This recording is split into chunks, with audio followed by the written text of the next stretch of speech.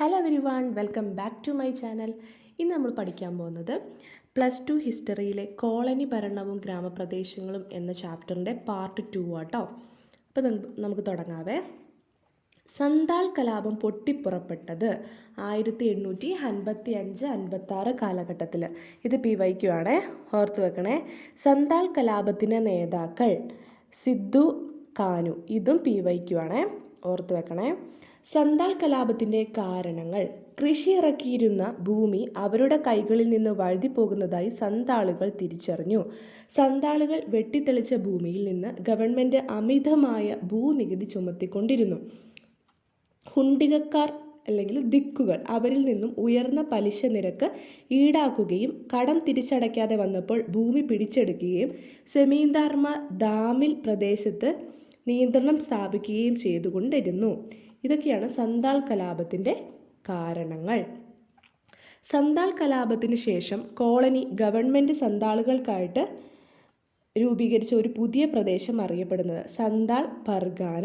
സന്താൾ കലാപത്തിന് ശേഷം colony government സന്താളുകൾക്കായി രൂപീകരിച്ച ഒരു പുതിയ പ്രദേശം അറിയപ്പെടുന്നത് സന്താൾ പർഗാന.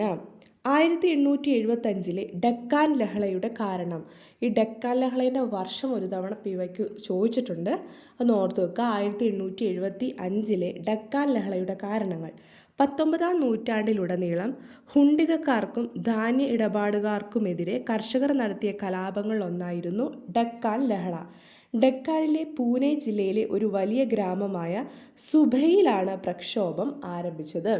1875 മെയ് 12 ചുറ്റുപാടുമുള്ള ഗ്രാമങ്ങളിൽ നിന്നുള്ള കലാപകാരികൾ സംഘടിച്ച് കച്ചവടക്കാരെ ആക്രമിക്കുകയും ബാഹി ഗഡാസും കടപ്പത്രങ്ങളും ആവശ്യപ്പെടുകയും ചെയ്തു.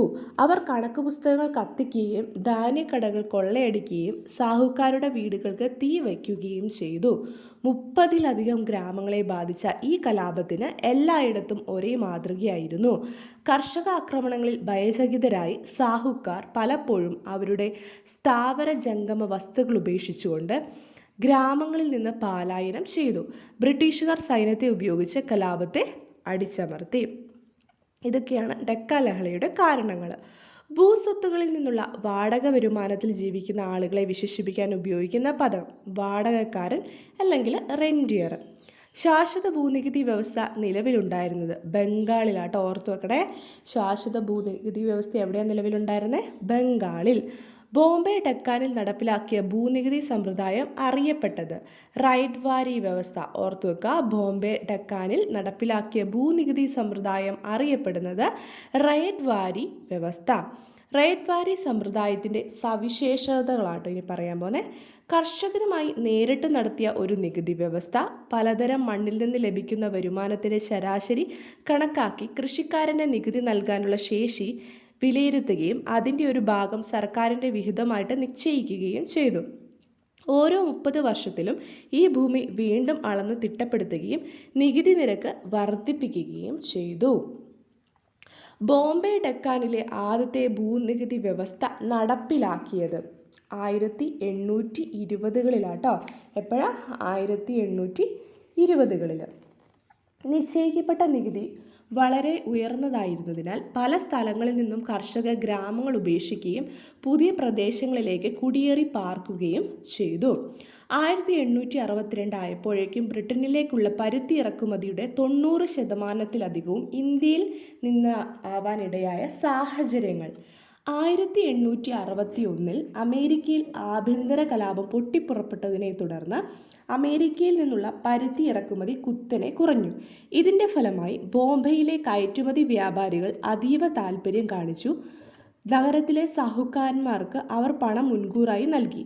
ഉൽപ്പന്നം ഉറപ്പായും എത്തിക്കുമെന്ന് വാഗ്ദാനം ചെയ്ത ഗ്രാമീണ ഹുണ്ടികക്കാർ വായ്പയായി പണം നൽകി. ഈ സംഭവ വികാസങ്ങൾ ഡെക്കാനിലെ ഗ്രാമപ്രദേശങ്ങളിൽ വളരെ വലിയ സ്വാധീനം ചെലുത്തി. ഡെക്കാനിലെ ഗ്രാമങ്ങളിലെ കർഷകർ തങ്ങൾക്ക് പെട്ടെന്ന് തന്നെ പരിധിയില്ലാത്ത വായ്പ ലഭിക്കുന്നതായി കണ്ടു. അമേരിക്കൻ പ്രതിസന്ധി തുടർന്നപ്പോൾ ബോംബെ ഡെക്കാനിൽ പരുത്തി ഉൽപ്പാദനം അഭിവൃദ്ധിപ്പെട്ടു. 1860-നും 1864-നും ഇടയ്ക്ക് പരുത്തി കൃഷി ഭൂമി ഇരട്ടിയായി. ബ്രിട്ടനിൽ കോട്ടൺ സപ്ലൈ അസോസിയേഷൻ സ്ഥാപിതമായ വർഷം 1865. കേട്ടോ, 1857. മാഞ്ചസ്റ്റർ കോട്ടൺ കമ്പനി സ്ഥാപിതമായത് 1859. അമേരിക്കയിൽ ആഭ്യന്തര യുദ്ധം പൊട്ടിപ്പുറപ്പെട്ട വർഷം 1861. റെയിൽവേ യുഗത്തിനു മുമ്പ് ഡക്കാനിൽ നിന്നുള്ള പരുത്തിയുടെ സംഭരണ കേന്ദ്രമായിരുന്ന പട്ടണം മിർസാപൂർ ആട്ടോ. ഏതാ? മിർസാപൂർ.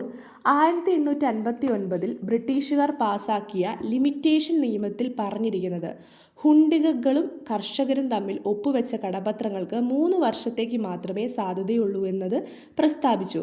സമയം കഴിയും തോറും പലിശ വർദ്ധിക്കുന്നത് തടയുക എന്നതായിരുന്നു ഈ നിയമം കൊണ്ട് ഉദ്ദേശിച്ചത്.